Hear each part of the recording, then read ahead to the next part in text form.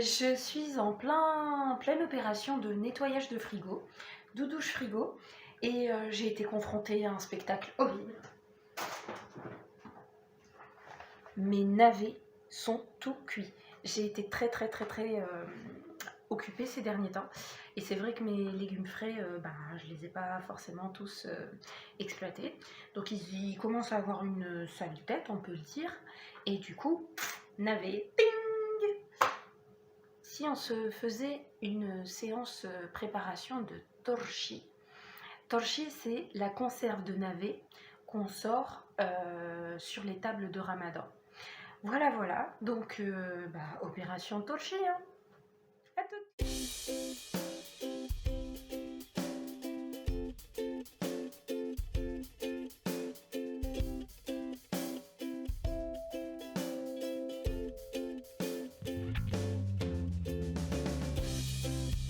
Donc je commence par ouvrir un léger filet d'eau et j'y vais franchement. Hein. Parce que pour le torchi, je vous parlais de légumes bio, c'est l'idéal, mais c'est parce qu'on va garder en fait la peau. La peau, le torchi est fait avec des navets qu'on n'épluche pas, donc on garde la peau et c'est pour ça que l'idéal est d'avoir de bons navets du jardin. Voilà. Oh, ils continuent à avoir une sale tête mes navets, hein, donc c'est pour ça que je pense que c'est un bon moyen de les exploiter. Je suis anti-gaspi à mort, c'est-à-dire qu'avant de jeter un aliment, il faut vraiment que ça devienne tout simplement dangereux. Donc vous le verrez peut-être dans des vidéos exploiter, surexploiter des choses un peu fatiguées. Voilà. Donc c'est propre. Je vais commencer à enlever ce qu'il faut enlever quand même. Hein, parce que là, la racine, la partie qui commençait à pousser, les vilains coups. Alors je disais que certes il fallait laisser la peau dans une certaine mesure, hein, parce que là, les miens, ils sont tellement accidentés de la vie qu'il faut quand même enlever certaines choses. Là, hop. Donc toi, c'est bon. Toi, maintenant, t'es moche, mon chéri, t'es moche. Écoute, un bon fait. Hop. Donc, mes navets sont tout propres. Je vais interrompre pour changer de plan. Et là, on va passer à l'attaque. Ma petite planche à découper. Mon super couteau magique.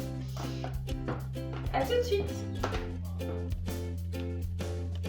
Excusez-moi pour l'éclairage, on n'est pas sur quelque chose d'extraordinaire. En revanche, ce qui va compter, c'est de prendre le navet. Donc là, il y avait la racine, là, il y avait la petite partie qui commençait à sortir. Et puis, du coup, on coupe de façon à avoir des sphères complètes. Pas forcément, comment vous expliquer. Oui, non, là, en ce moment, c'est énorme. Donc, du coup, je dirais d'une épaisseur de 2-3 mm. Voilà.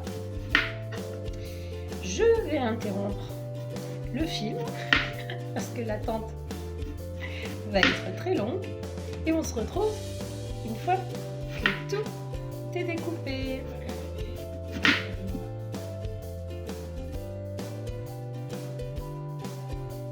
Maintenant, on va s'attaquer au navet. C'est que je vais mettre une relative bonne quantité de sel. Donc ça fait l'équivalent d'une grosse cuillère à soupe de sel. Donc bismillah. Je mets ça dans une passoire. Il y a fait des mêlés. Vous allez me dire oui, mais là c'est pas homogène. Qu'à cela ne tienne. Je vais essayer d'en mettre partout, le répartir. Là, je fais le geste de l'écrabouiller avec mes mains.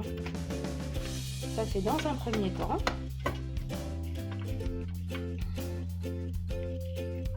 Et on sent qu'il y a du sel partout déjà. Peut-être que j'aurais dû prendre une passoire un peu plus grande. Ouais, là, déjà entre les rondelles, on voit, on le sent au toucher, on sent qu'il y a du sel partout. Donc j'ai descendu la passoire au niveau du grand bac d'évier. Et puis là, je vais ouvrir un petit filet d'eau parce que je vais continuer à écrabouiller. Enfin, c'est plus qu'un massage, hein, je dis bien écrabouiller mes navets avec la main. Donc j'y vais franco. Mon évier étant préalablement très bien nettoyé. Parce qu'il faut s'attendre à ce qu'il y ait des lamelles, des petites rondelles volantes. Voilà. Propre, c'est toujours utile. Alors, le but de l'opération, c'est de détendre le navet, les tranches de navet, pour que ce soit quand même assez agréable à manger, que ça continue à être croquant, mais un petit peu détendu quand même, que ça ait été un petit peu salé, mais pas trop non plus. Oh là là, ça vole. Pas trop non plus. Et vous comprenez maintenant l'intérêt de la passoire. Donc je remets ça dans mon petit bac. Et puis je laisse tout ça s'égoutter gentiment. Voilà. Rendez-vous dans 5 minutes. Donc nous revoilà. Je vous invite à observer l'état de nos rondelles. Hop. Déjà elles sont translucides pour les plus fines et elles sont archi flexibles. Elles ne cassent pas. Ça c'est l'intérêt du sel et du fait de les avoir plus que malaxées. Je commence à enfiler.